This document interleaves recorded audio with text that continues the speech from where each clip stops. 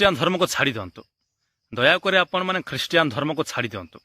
ଆପଣମାନଙ୍କ ପାଇଁ ଖ୍ରୀଷ୍ଟିଆନ ଧର୍ମର ଲୋକମାନେ ଗୁଣିଆ ଶିଖୁଛନ୍ତି, ମଣିଷକୁ ମାରିବା ଶିଖୁଛନ୍ତି, ମଣିଷକୁ ଠକିବା ଶିଖୁଛନ୍ତି, ଚୋରି କରିବା ଶିଖୁଛନ୍ତି।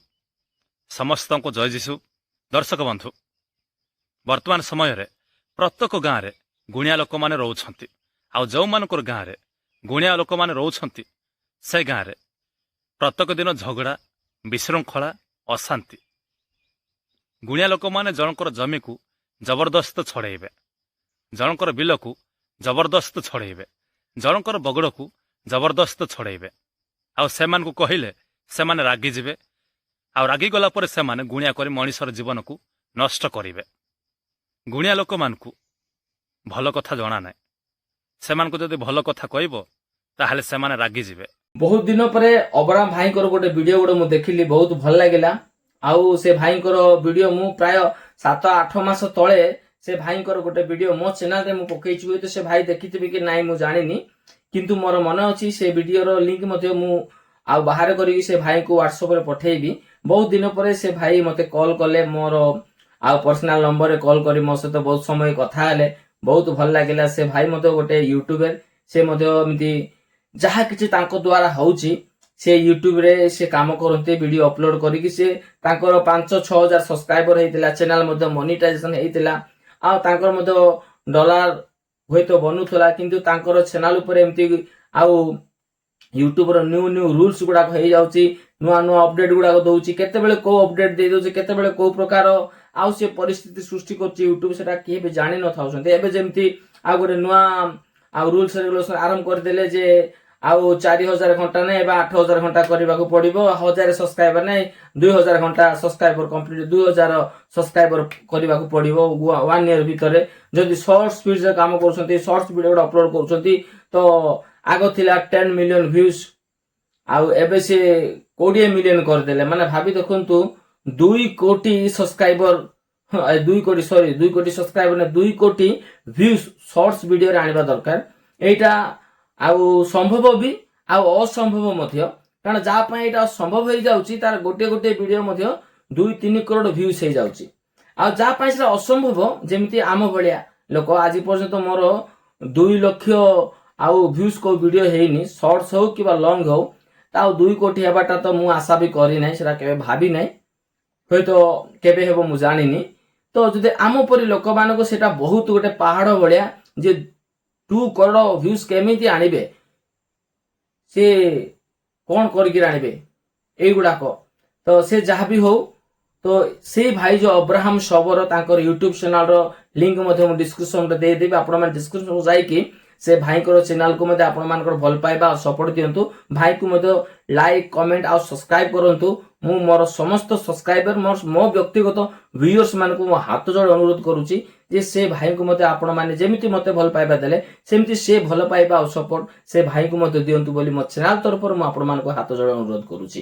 ତ ସେ ଭାଇ ଯେତେବେଳେ ଯୋଉ ପୁରୁଣା ଚ୍ୟାନେଲ ଖୋଲିଥିଲେ, ସେ ଚ୍ୟାନେଲରେ ସେ ଆଉ ସବସ୍କ୍ରାଇବର ମଧ୍ୟ ପାଇଥିଲେ, ୱାଚ୍ ଟାଇମ୍ ମଧ୍ୟ କମ୍ପ୍ଲିଟ କରିଥିଲେ, କିନ୍ତୁ ତାଙ୍କର ସେଠି ଷ୍ଟ୍ରାଇକ୍ ପରେ ଷ୍ଟ୍ରାଇକ୍ ଆସିଲା, ପୁଣି କପିରାଇଟ କ୍ଲାଇମ ଗୁଡାକ ଆସିଲା।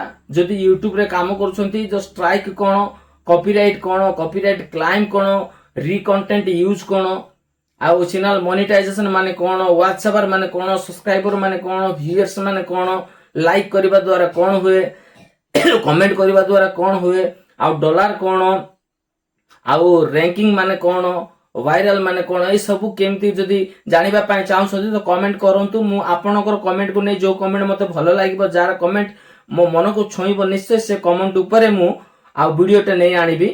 ତ ଏମିତି ସେ ଅବ୍ରାହମ ଶବର ଭାଇ, ସେ ମଧ୍ୟ ଗୋଟେ ଆଦିବାସୀ ଆଉ ଜାତିର ସେ ଭାଇ ଜଣକ, କିନ୍ତୁ ସେ ୟୁଟ୍ୟୁବ ଜରିଆରେ ଭଲ ଭଲ ଭିଡିଓ କରୁଥିଲେ, ଯୋଉ ଭିଡିଓ ଗୁଡାକ କି ମୁଁ ମଧ୍ୟ ଗୋଟେ 2ଟା ଭିଡିଓ ତାଙ୍କର ମୋ ଭିଡିଓ କ୍ଲିପରେ ଏଡ୍ କରିକି ମୁଁ ଭିଡିଓ ବନେଇଛି। ଆଉ ଅନେକ ମୋ ଠାରୁ ବଡ ବଡ ୟୁଟ୍ୟୁବର ମାନେ ମଧ୍ୟ ସେ ଭାଇଙ୍କର ଭିଡିଓକୁ ନେଇକି ଡାଉନଲୋଡ କରି ନିଜ କଣ୍ଟେଣ୍ଟରେ ଭିଡିଓକୁ ଅପଲୋଡ କରିଛନ୍ତି। ତ ସେ ଭାଇଙ୍କର ଚ୍ୟାନେଲ ଯେତେବେଳେ ଡେଡ୍ ହେଇଗଲା, ସେ ନିଜେ ନିଜ ଚ୍ୟାନେଲକୁ କଣ ଡିଲିଟ କରିଦେଲେ। କାହିଁକି? ଯେ ଏସବୁ ରିୟୁଜ କଣ୍ଟେଣ୍ଟ ଗୁଡାକ ବାର କ୍ଲାଇମ ଆସିଲା, ଯୋଉ ଦ୍ୱାରା ସେ ବାଧ୍ୟ ହେଲେ ଆଉ ଚ୍ୟାନେଲ ଟାକୁ କଣ ଡିଲିଟ କରିଦେଲେ। ସେଇ ଭାଇ ଏବେ ପୁନର୍ବାର ନୂଆ ଚ୍ୟାନେଲ ଗୋଟେ ଖୋଲିଛନ୍ତି, ଯୋଉଟାରେ କି 2 ନା 3ଟା ଭିଡିଓ ଅପଲୋଡ କରିଛନ୍ତି। ଆଉ ମତେ ଯେତେବେଳେ ସେ ଆଜି ସକାଳେ କଲ୍ କଲେ, ମୋର ବି ସମୟ ନଥିଲା, ମୁଁ ସନ୍ଧ୍ୟାରେ ପୁନର୍ବାର କଲ୍ ବ୍ୟାକ୍ କଲି। ଭାଇଙ୍କ ସହିତ ବହୁତ ସମୟ ଆମେ ଦୁଃଖ ସୁଖ କଥାବାର୍ତ୍ତା ହେଲୁ। ଯେକୌଣସି ଜାତି ହଉ, ଯେକୌଣସି ଧର୍ମ ଲୋକ ହଉ, ଆମେ ସମସ୍ତେ ମନୁଷ୍ୟମାନେ, ଆମେ ସମସ୍ତେ ସମାନ, ଆମେ ସମସ୍ତେ ପରସ୍ପରକୁ ପ୍ରେମ କରିବା ଦରକାର। ତ ସେ ଭାଇଙ୍କ ସହିତ ମୁଁ କଥା ହେଲି। ସେ ଭାଇ ମତେ କହିଲେ ଯେ ଭାଇ ମୁଁ ଗୋଟେ ଆଉ ଗୁଣିତାନ୍ତ୍ରିକ ବିଷୟରେ ଆଉ ଜାଗା ବାଡି ଉପରେ ଆଧାରିତ ଗୋଟେ ଭିଡିଓ କରିଛି। ସେ ଭିଡିଓ ମୁଁ ମଧ୍ୟ ଆପଣଙ୍କୁ ଶୋ କରାଇବି, ଆପଣ ମାନେ ଦେଖନ୍ତୁ ସେ ଭିଡିଓଟିକୁ, ଆଉ ଜାଣିପାରିବେ ଯେ ଜଣଙ୍କର ଜମିକୁ ଲୋକ କେମିତି ହଡପ କରିଦଉଛନ୍ତି, ଜବରଦସ୍ତ ସେଟାକୁ ନିଜ ଅଧିକାରକୁ ନେଉଛନ୍ତି। ସେଗୁଡାକ କେତେ ଦୂର ଠିକ, କେତେ ଦୂର ଭୁଲ ଭାଇ ତ ଆପଣ ନିଜେ କୁହନ୍ତୁ ବୋଲି କହିଲେ। ପୁଣି ଗୁଣିତାତ୍ରିକ ଉଦ୍ଦେଶ୍ୟରେ ଗୋଟେ କହିଲେ ଯେ ଏଗୁଡାକ ଠିକ ନୁହେଁ। ଯଦି ଆମରି ଜାତିରେ, ଆମରି ଧର୍ମରେ ଯଦି ଆମେ ଆଉ ଜଣଙ୍କର ଜାଗା ଜମି ବାଡିକୁ ବଳ ଅଛି, ଧନ ସମ୍ପତ୍ତି ଅଛି ବୋଲି ଯାଇ ଆମେ ଜବରଦସ୍ତ ସେଟାକୁ ହଡପ କରିଦେବା, କିମ୍ବା ଏ ଯୋଉ ଗୁଣିତାନ୍ତ୍ରିକ ଆଉ ଗୁଣିଆ ବୈଦ୍ୟ ବୋଲି ବିଭିନ୍ନ ପ୍ରକାର ଲୋକମାନେ ବୁଲୁଛନ୍ତି, କାହାର ପରିବାର ଭାଙ୍ଗି ଦଉଛି, ତ କାହାର ସଂସାର ନଷ୍ଟ ହେଇଯାଉଛି, ତ କାହାର ଜୀବନ ଚାଲି ଯାଉଛି, କାହା ସଂସାରରେ ପୁରା ଆଉ ଅନେକ ପ୍ରକାର ସମସ୍ୟା ଦେଖା ଯାଉଛି। ତ ଏଇ ଟାଇପ ଗୁଡାକ ଯଦି କାମ କରୁଛନ୍ତି, ଏଗୁଡାକ ମୋର ତରଫରୁ ମଧ୍ୟ ଠିକ ନୁହେଁ। ତ ସେ ଭାଇଙ୍କର ଯୋଉ ଚ୍ୟାନେଲ ଅଛି, ସେ ବର୍ତ୍ତମାନ ନୂଆରେ ସେ ଭିଡିଓଟା ସେ ଅପଲୋଡ କରିଛନ୍ତି। ସେ ଭିଡିଓଟା ମଧ୍ୟ ମୁଁ ଲିଙ୍କ ଛାଡି ଦଉଛି, ଆପଣମାନେ ସେ ଲିଙ୍କଟା ଯାଇକି କ୍ଲିକ୍ କରି ସେ ଭାଇଙ୍କର ଭିଡିଓ ମଧ୍ୟ ଆପଣମାନେ ଦେଖନ୍ତୁ। ଆପଣମାନଙ୍କର ମତାମତ ଭଲ ପାଇବା ସେ ଭାଇଙ୍କୁ ମଧ୍ୟ ଦିଅନ୍ତୁ।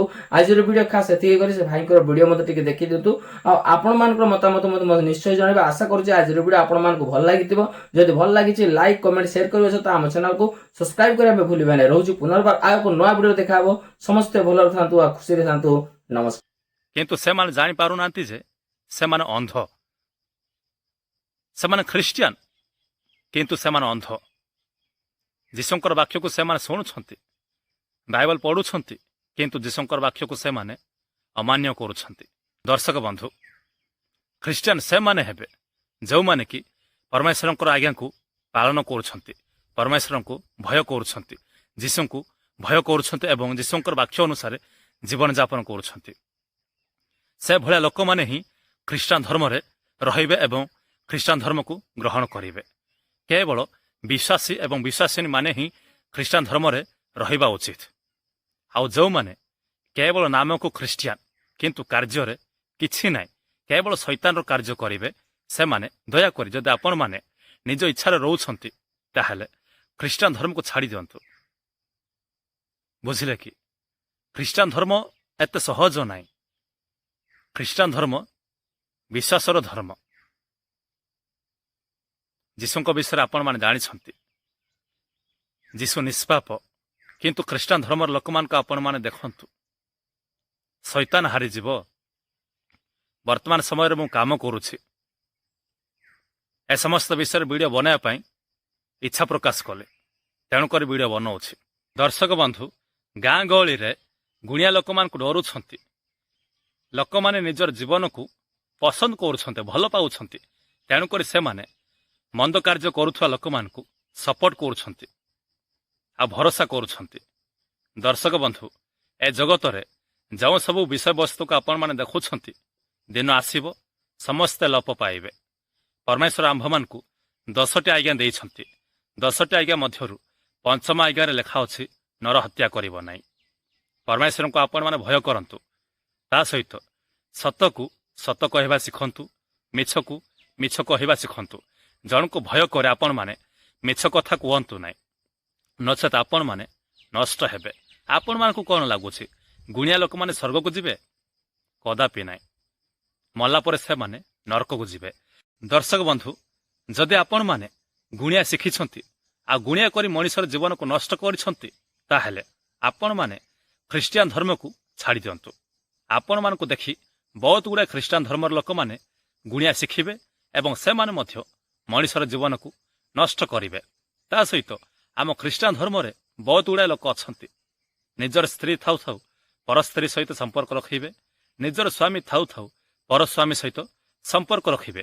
ଯଦି ଆପଣମାନେ ଏ ପ୍ରକାରର ଭୁଲ କରିଛନ୍ତି, ତାହେଲେ ମନ ପରିବର୍ତ୍ତନ କରନ୍ତୁ, ନଚେତ ଆପଣମାନେ ଖ୍ରୀଷ୍ଟିଆନ ଧର୍ମକୁ ଛାଡ଼ି ଦିଅନ୍ତୁ। ତା ସହିତ ଆମ ଖ୍ରୀଷ୍ଟିଆନ ଧର୍ମର କିଛି ଲୋକମାନେ ମଦ ପିଉଛନ୍ତି।